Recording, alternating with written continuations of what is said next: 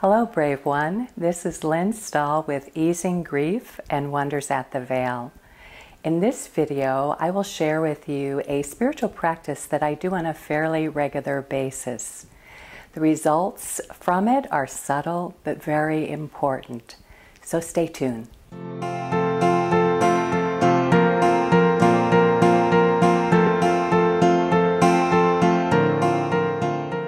The spiritual practice that I'd like to share with you in this video is about observing our loved one who has died, as well as being observed by our loved one. This is an important spiritual practice to cultivate not only within our reading practice, but also outside of our reading practice.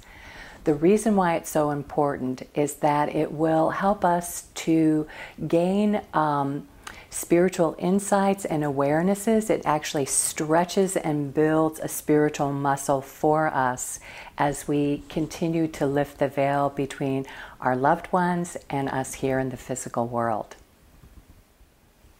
If your loved one who has died is a child, then you're going to practice observing them.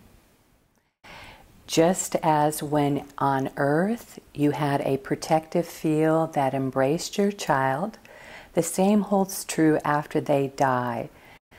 I do what I would call giving my daughter a eurythmy O gesture. It's a gesture of devotion which still honors her freedom. If your loved one who has died is an adult, you're going to practice receiving a eurythmy O gesture from them.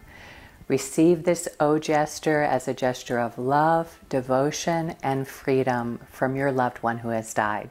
I invite you to do this spiritual practice of observation during your regular moments of your day, whether it's cooking a meal, or playing in your garden, or going for a walk.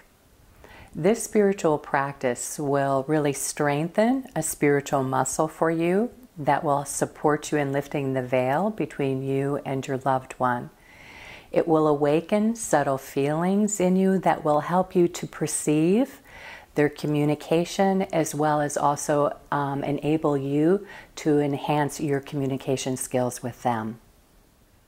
I'd like to give you 3 activities that you can do that can help support your practice of observation. The first one is that I'd like you to practice feeling what it feels like to observe your child or a child in the spiritual world. Make a eurythmy O gesture around them. Notice, how did it feel? How did the child receive your gesture? Write down your observations in your journal. The second activity is to practice receiving a eurythmy O gesture from an adult. Note how that feels in your journal.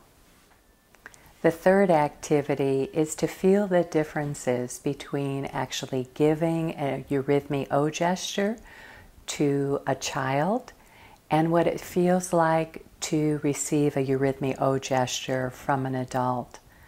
Note the nuances and the differences that you feel between the two, and write them in your journal. I would enjoy hearing about what you found out, what your research was, so please start a conversation with me in the comment section below. Be brave. I know that there is a common belief that our loved ones, when they die, they're in the spiritual world and they do their thing in the spiritual world, and we do our thing here in the physical world. Now is the time in our spiritual evolution to lift the veil between our loved ones and us by doing veil work, so that we can have conscious, creative, living connections with our loved ones who have died.